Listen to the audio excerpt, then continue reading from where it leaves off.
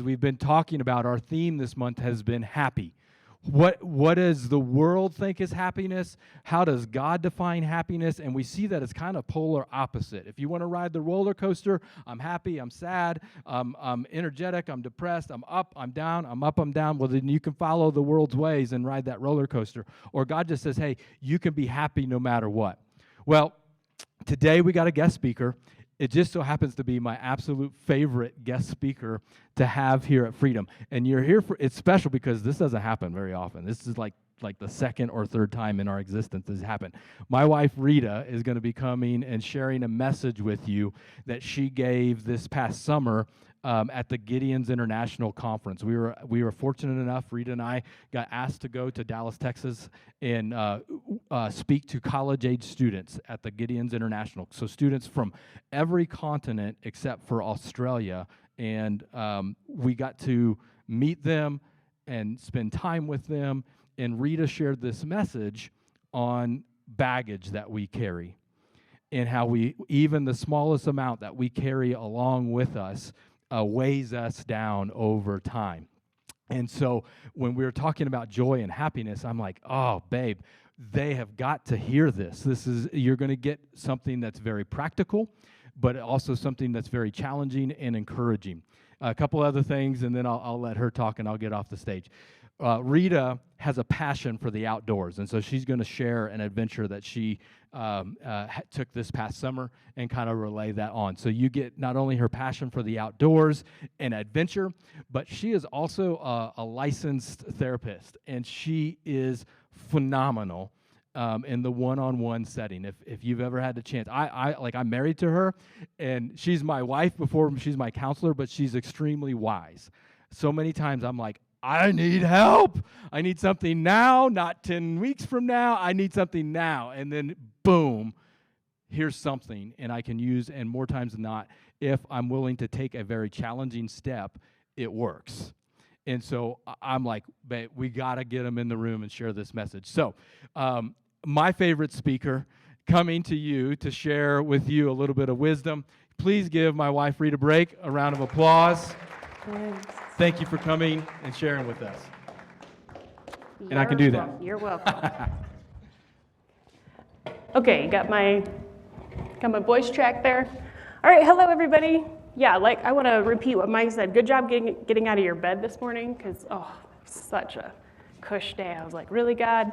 This would have been the perfect day to sleep in and stay in my bed. So I left my bed unmade because I am planning on diving right back into it shortly after this.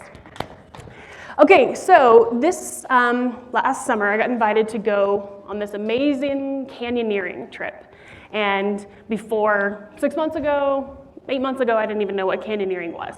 I love to rock climb outside, and one of my friends I climb with said, why don't you come canyoneering with us in Zion National Park? And I was like, what's that? So it is a combination of rock climbing, down climbing, hiking, rappelling, bushwhacking. Where the crap are we? Is that a Karen? The floodwaters are coming. Let's go. That's what it is. It's an adventure. So I said, that sounds like the trip of a lifetime. I'd love to go. I was also terrified because as much as I love rock climbing, I really am not a fan of heights. So being the good therapist to myself, I was like, this is exposure therapy, Rita. This is perfect. We're going to go. It will become less scary because you're going to put yourself in a scary environment, and then it won't be so scary. Well, sometimes that works, sometimes it doesn't. But I started to prepare for this trip. So I want to just show you a couple of pictures because the very first day that we went, that's what I'm going to be talking about today. That's when I had this private counseling session with myself on what is in my bag. Why is this so heavy? Why am I dying? Why am I not in better shape? Why are we not there yet? Why are these people my friends? What? I can't believe they said this was going to be fun. So the first one we went up this is the beginning path to something called Angel's Landing. Okay? So this is the beginning of a 12-hour adventure. And it didn't seem that bad, right? Where it got bad was and I knew this was coming. I read a book on this very specific thing that we were gonna do. I knew we were gonna gain 2,000 elevation in the first 2 to 3 hours. I knew it. I knew that my gear weighed 30 to 40 pounds plus a rope, a couple of ropes, right? Well, 30 pounds, this does not weigh 30 pounds because I'm not ever doing that again. But 30 pounds on flat ground, if you have any kind of, outdoor stuff, it's really not that bad. It really isn't. As long as you're walking flat and long and you have good shoes, and it's really not that bad. But when you start walking up something like this, it seems fine. Even the people who were leading me through it, they, of course, gave me the first round of carrying the rope. And the first 15 minutes in, they're like, "You good?" I'm like, "Yeah." And in my head, I was thinking, it's not that bad. My friend actually said those words out loud. And she was like, "Yeah, it's not even that bad." And they looked back like this, "Let me know what you think at the top." So we're, an hour in, and this thing, you are hiking so straight up that if you do not lean forward with your body, your baggage will just carry you to an early grave because you are going to roll down these. So also you can just kind of flip through some of these pictures. I just wanted to show you how beautiful it is. You get to the top of this thing and you think that's the top. It's not. It's not the top. There's more. And so every step that I'm taking with my bag, I'm thinking, how could this not be the top? Because I went for this. This is the fun stuff. This beautiful rock that comes so close. There are parts that this rock comes so close together that you can only get through this narrow of a path. That's why part of that park is called the Narrows, is because it gets so thin that you have to be able to fit through there with all of your baggage. This is what I went for. I went for the adventure. I went for the rappel. That one was like 150 feet. I went for that. I thought that was the exposure. It wasn't scary because I was so tired. I would have sat down. You could throw me over a 1,000-foot cliff. Just let me sit down. I was so tired. As I finished this hike, come crawling out of this canyon, I'm just like, I'm never doing this again. This is too hard. This is too much. Why? Why did I do it? I'm like holding it together because I want to cry in front of everybody. The very next morning, I take my backpack because I already canceled the next day.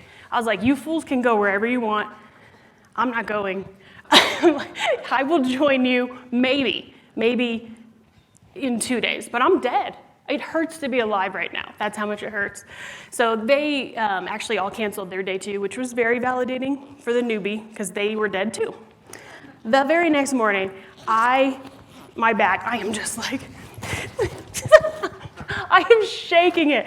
There's pockets everywhere. I emptied every single thing because I cannot possibly need everything in this bag. It's a fire cell. Everything must go. I took every single thing out. The only thing I found that I did not absolutely need, or, with this kind of adventure, you need some backups. So absolutely need, or sort of might need, this thing, bug spray. This is the only thing that I found that was gonna get to stay behind. So for the next adventure, I just doused my whole body in bug spray and left for the day. That was the only thing. But over these next couple days of adventure, my conversations with God, my conversations with myself was about this, was about what is in your bag. And I've stolen these words, the hurts, habits, and hangups from Celebrate Recovery, because this is a beautiful program that can help you to really figure out what is making these things up. And so if that's something you're interested in, we got Robert and Andy right here in the front who are gonna wave their hands. They would love to tell you all about, they have a small group on Thursday nights that can help you with that. And it's not just about all the hot topics that you would think it's about. It's just like therapy. There's nobody I've met that could not benefit from it. You may not need it, but all the other people who are going because you won't go, that it might be something like that.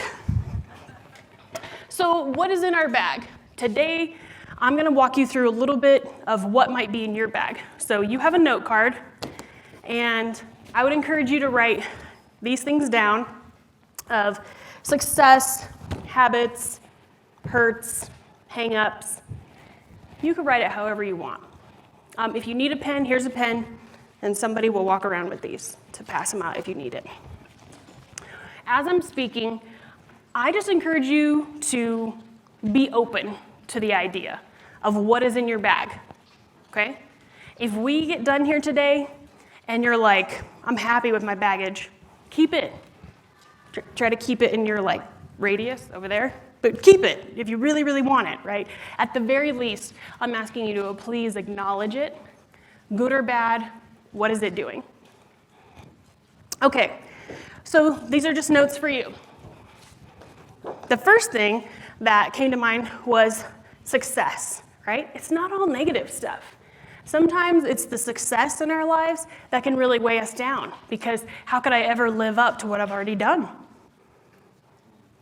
Can I keep this going? Is this sustainable? The other thing is with success, pride goes both ways, right? We often think of pride of look at me, look how great I am. Well, you know what else is also is pride?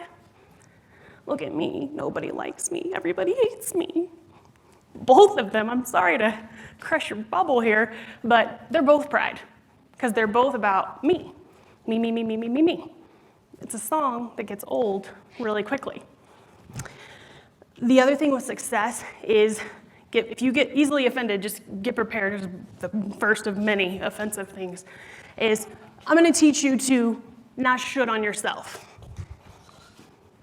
I should have done this. I shouldn't have done it that way. I should be able to carry 40 pounds for 12 hours with no problem. I should be able to do this. I should be able to get my kids from here to there without questioning, should I really have been a mother? I should be able to, right? We spend so much time shooting on ourselves. Oh, it's heavy. It's exhausting. That's the first one.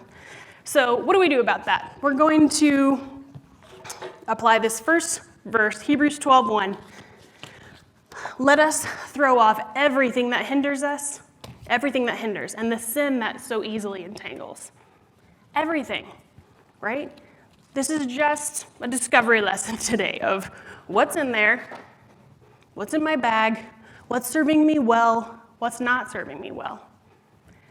Maybe the success that holds you down or the pride that holds you down is my family doesn't do this. My family doesn't struggle with this. Okay. Well, that might be the thing your family struggles with right there, that sentence, okay?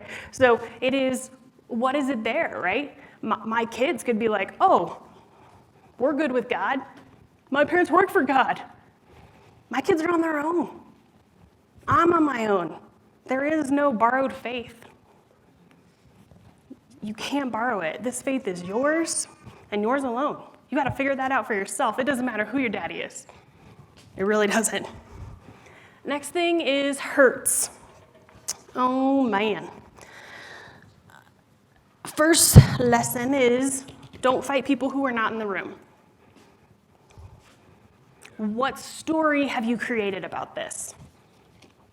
Somebody says something to me, somebody looks at me a certain way, I'm off to the races in my head of, they hate me. They think they're better than this. If they are not in the room, don't have a conversation with them, right?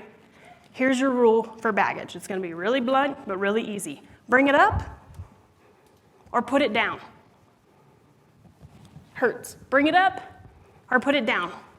And I don't mean to be dismissive to your hurts. Remember what I do for a living? I know your stories. And if you knew some people's stories, you would be proud of them. And if I knew your story, I would be proud of you. I really would. People impress the crap out of me daily. I'm impressed that you still have a pulse. I'm impressed that you walk around. I'm impressed that you have figured out a way to put some of this stuff that's weighing you down. I am impressed. But on a day-to-day basis, right, these hurts, bring it up or put it down. Those are your options. This will kill your soul. Hebrews 12:15 says, "See to it that no one falls short of the grace of God, and that no bitter root grows up to cause trouble and defile many." Now, yes, for you scholars, I am very much taking this out of context, but it still applies to what we have to do here today. There are so many times that I could tell you on a calendar when I forgave somebody. This is the day that I said, no more. I put this down. 2 years later, something happens. And it triggers it of, I'm mad all over again at the very same person. I have to immediately come here of, this cannot take root in my heart. That's why for me, I have to bring it up with you or put it down. Give it to God, give it to the other person, but don't keep it in your backpack.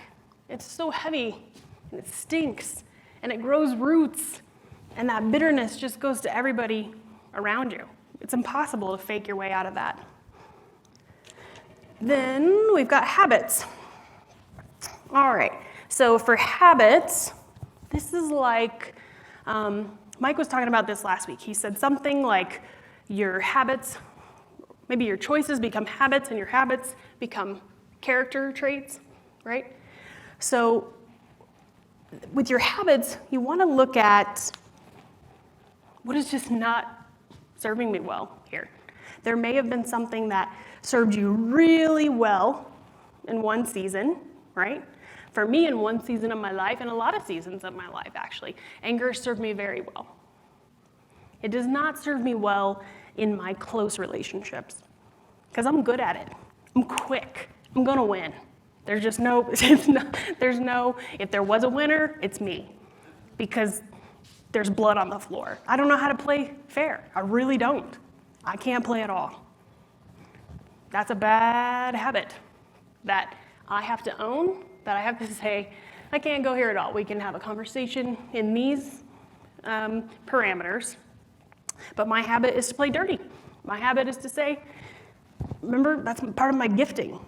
If I sit down with you, my gifting is like, here's your greatest insecurity right here. Let's talk about it. Well, how'd you like to be married to that?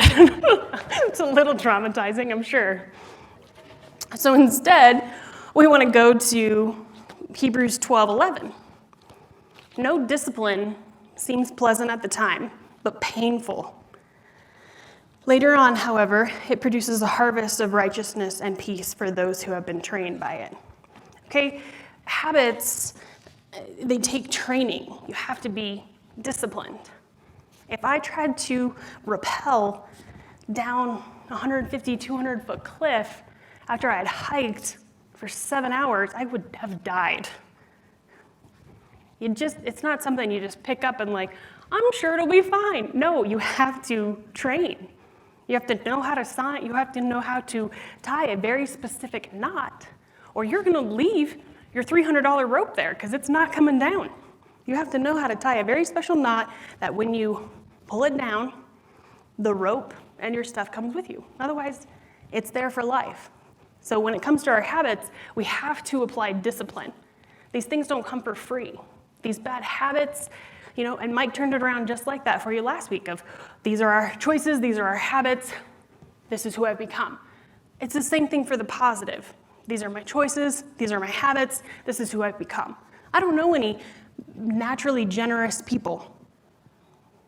Have you ever met like a little tiny child? It's like, yes, here are all of my things. Would you like this one or this one? There's some, but what do they mostly say? Mine, right? It's a natural thing.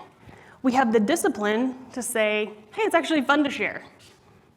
I love to see you in this. Oh, that looks better on you, keep it. It's a discipline.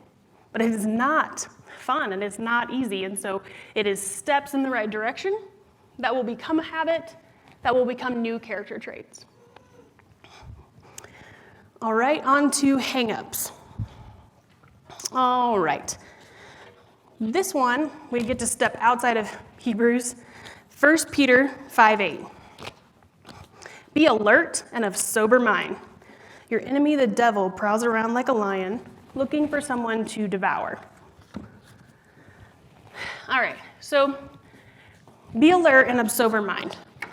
So sober mind is it's not just about being intoxicated on drugs or alcohol. Guess what else is intoxicating? Emotions, yes, thank you. Emotions are super intoxicating.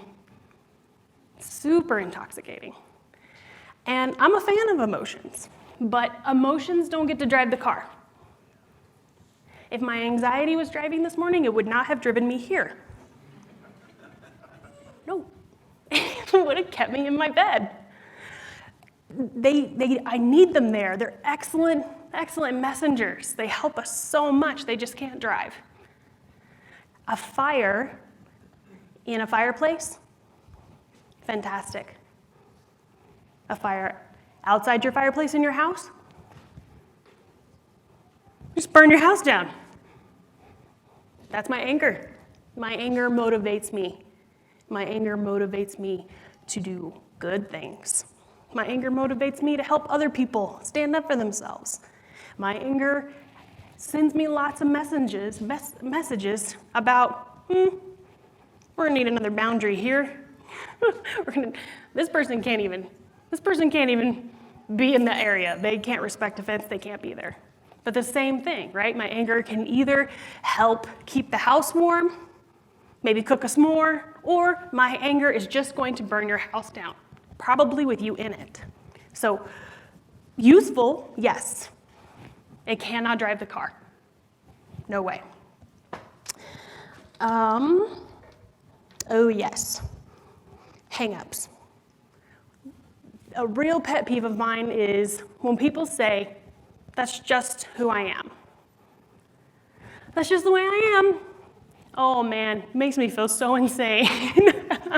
Because it makes me want to say, oh, let me go get just who I am. I've got her tied up back here. She would love to have a conversation with you.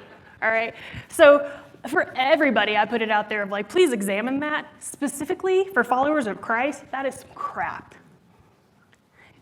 Christ did not die for you to be just who you are. Be transformed by the renewing of your mind. Walk worthy of the calling that you have been chosen for. I need you to grow up. I really, really do. Your families do too. These hurts, these habits, these hang-ups, you are bleeding all over people who did not cut you. That's not fair. It is not fair what happened to you. Not at all. Absolutely not. We could blame all day long. I'll even let you blame your parents until you're 30. I upped it from 25. I saw new evidence and I was like, all right, we'll give them another 5 years. But blame, oh man, you're never gonna run out of somebody to blame. There's always somebody to blame. I need you to take responsibility. Not for what happened to you, but for what you're gonna do with it. A lot of this baggage, I didn't put it in there. I did not put it in my bag. Somebody else stuffed that stuff in there, right? But it is my responsibility to say, oh, here's a pocket. Oh, it's another bag inside a bag. There's another pocket. Well, there's a little secret pocket up here. What could that possibly be for? Why would I need that? It's my responsibility to know what is in my bag. It really is. And I personally think that this is what limits us from taking our next step with Christ, right? At Freedom Church, we're big on what is the next step? What's your next step with Christ? If you are so weighed down, I don't know why I can't move, Rita. I don't know. well, might have something to do with this guy. You don't even have to put it down. There could be plenty of things in there serving you well. I'm saying, do you know what's in there? Are you willing to look at it? It's uncomfortable. It's uncomfortable to sit in emotion and figure out, I'm not sure why that frustrated me, or I'm not sure why I feel the need to be so controlling. I'll give you your first 2 plans, right? But do you really need 7 more plans after that? What's that about? It probably has something to do with, if I could just control this, this is the only thing I might be able to control. I'm saying it's crushing you. I'm saying it's limiting where you want to go. When I had to, after you bushwhack your way through these different areas, and that last picture where it was like beautiful cliff and ravine through there, I'm maneuvering down giant 15-foot boulders, right? And you know what would have made it a lot easier going from this boulder, trying to hang on with little tiny fingertips, putting my foot down to almost there, almost there. It would have been a lot easier without this thing on. It would have been so much easier.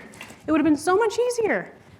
And the thing is, you can train, you can have strengths, you can do these things, and then life will happen, right? It was not heavy until we started going up, up, up, up, up, up, up, up, up, up, up, up. It was not heavy until the 8-hour day turned into a 12-hour day. So you have to look at it while you're on flat, solid ground. So when somebody dies, it doesn't come springing to the top. So when your spouse makes a bad choice, it doesn't come springing to the top. It's not that heavy until life is just pushing you down. You gotta know what's in there. So, as you take this paper, I want you to start to examine it, and I want you to turn it over to God. This has been a very, very powerful prayer in my life. Psalms 139, 23 through 24. Search me, O God, and know my heart. Test me and know my anxious thoughts. See if there's any offensive way in me, and lead me in the way everlasting. I ask that you would apply that to whatever came to mind or did not come to mind here. We apply this. There have been plenty of times where I have felt stuck in an emotion or in a season, and I have went and I have paid a professional to tell me, hey, what's this about? They couldn't tell me. I couldn't tell myself. I was stuck. And this prayer entered my life of, God, we're about to move forward in this decision, but it doesn't feel quite right. I need to know. I need a direct download from you of what's stopping me, what's holding me back. And on more than one occasion, it's been a direct download of, it's this. This is why you're afraid. This is why you're still angry. This is why it hurts so much. When you ask yourself why, and you just don't know, take it to an all-knowing God, right? Who can cut through the lies I have told myself for years. I didn't even know it was a lie. You lie to yourself so long, you don't even know it's a lie anymore. You need an external source, right? That could be like, I think it's because of this. It might have something to do with this. And being soft enough, right, to hear that. That's really why I'm here today, is because I'm trying to stay soft enough. Because if you can't, like, as soon as Mike sent the email of like, hey, blah, blah, blah, think you could do it? I was like, nope. And he asked me at work, too. I was like, not a good space to be asking me to do hard things. But then I was like, I know, I hear you. He only sent the email. He knows better to ask me. then to ask me again, right? He knew God would get me.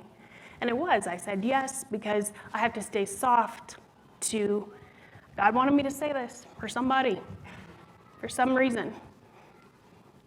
I don't want to, right? But it's that idea of being quick to hear from him. When he says, hey, that person needs some money. Really? Instead of being like, what about this? Well, they're going to do this with that money. And well, no, it's not my job. Here you go. Here's $5. Go pray for that person. What? That's so weird, God. What are they going to, maybe they're not a believer. They're going to go do it. Like, oh, I fight hard. Not perfect by any means, right? But fight very hard to listen to that tiny voice, because if you can't listen to him in the little things, oh my gosh, good luck when he says, guess what's next? Mike's going to tell you later this week he wants to start a church. That's got to be wrong. Check it again. Check it again. I want to close with a song that I have prayed over every single one of those cards. Every single one of those little white cards has this prayer on it, that you would have a breakthrough, that you would be able to acknowledge what these things are. And I could tell you from somebody who has had some practice putting some things down, it is worth it. It is painful. It is uncomfortable. I avoid it. Mike's like, hey, you want to go to a marriage conference? I'm like, no. Why? We're doing good. Like, that, they're going to bring up stuff that we got to talk about if we do that. No, I don't want to go. One of my very first counselors, they would see me walking down the street and they'd be like, why are you avoiding me? I'm like, just stay away from me, man. I'm still working on the last thing that we talked about. It is a worth it. It is a worthy fight, and it will free you up to take your next step with Christ, right? This church is not about Mike. God, strike us down now if it is. This church is not about me. This church is not even about us. This church is about giving people an opportunity to know that there's a God who's in love with them, that has made a way. It has to be about that, but our lives can't be about that if we're so weighed down. If I was still carrying this stuff, well, there's no way I'd be standing here. There's no way I could have a conversation with you. I'm too hurt to care about you. I'm too stuck in my own stuff to even see that you're bleeding. Take a look at it. Let this song speak over you. Let it pierce through, the 6-foot wall that I had around my heart to say, God, what do I need to put down? And what's my next step? Say thank you so much for taking the time to listen to the message today. I hope you felt inspired to take your next step of faith with Jesus. Just a couple next steps that you can take coming out of this. One, leave a review or a comment or share this message. That really does spread the message further and faster when you do that. Secondly, if there's a next step that you need to take coming out of this, head on over to our website, click Get Involved, and let us know exactly how you can take your next step. We would love to partner with you in that. And finally, if you have been impacted in a positive way through our ministries, or your family has been impacted in a positive way through our ministries, go on over to our website and click Give. And if you want to partner with us financially, that would be huge in getting the message of Jesus out through our ministries. Thank you again for stopping by the podcast. Have a wonderful week. God bless.